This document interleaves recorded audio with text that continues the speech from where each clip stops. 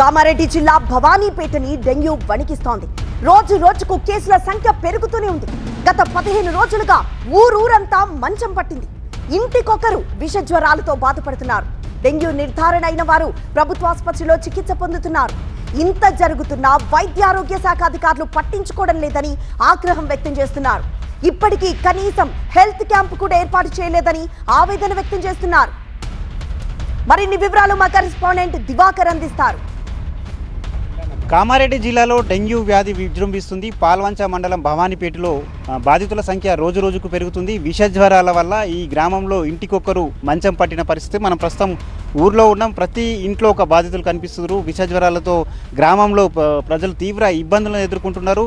ఇప్పటికే ఊర్లో దాదాపు 8 మందికి డెంగ్యూ పాజిటివ్ వచ్చినట్లు వైద్య అధికారులు నిర్ధారించడం జరిగింది. కామారెడ్డి ప్రభుత్వ ఆసుపత్రిలో చికిత్స పొందుతున్నారు. అయితే ఇప్పటి వరకు మేజర్గా ఇక్కడ ఎలాంటి హెల్త్ క్యాంపులు నిర్వహించకపోవడంపై గ్రామస్తులు ఆగ్రహం వ్యక్తం చేస్తారు. మనతో పాటు గ్రామస్తులు మహిళలు ఉన్నారు, అడిగి తెలుసుకుని. చెప్పండి అమ్మా, ఊర్లో పరిస్థితి ఎట్లా ఉంది? దాదాపు ఎంతమందికి జ్వరాలు ఉన్నాయి? డెంగ్యూ వచ్చినట్లు చెప్పారా? ఎట్లా ఉంది సార్? మా భవన్పేట గ్రామం కిషన్ నగర్ కాలనీ.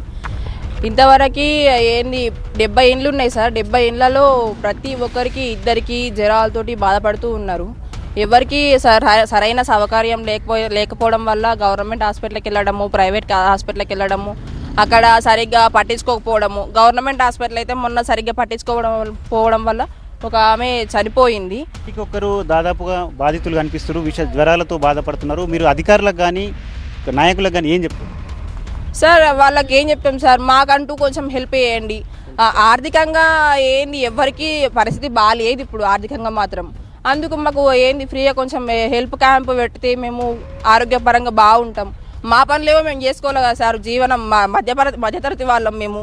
ఏదో పూటకి వేసుకుంటేనే గడుస్తుంది. కాబట్టి ఏదో ఒకటి చిన్న పను పెద్ద పను చేసుకోవాలంటే మేము ఇంట్లో ఉన్న వాళ్ళం అందరం ఆరోగ్యంగా ఉంటేనే మేము చేసుకోగలుగుతాము.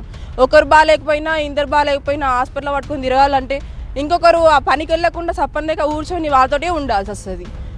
ఇది దయనీయంగా కనిపిస్తుంది గ్రామంలో పరిస్థితి మాత్రం. ఇప్పటివరకు వైద్యాధికారులు మేజర్గా స్పందించలేదు. ఇక్కడ హెల్త్ క్యాంప్ కావాలని చెప్పి గ్రామస్తులు డిమాండ్ చేస్తున్నారు.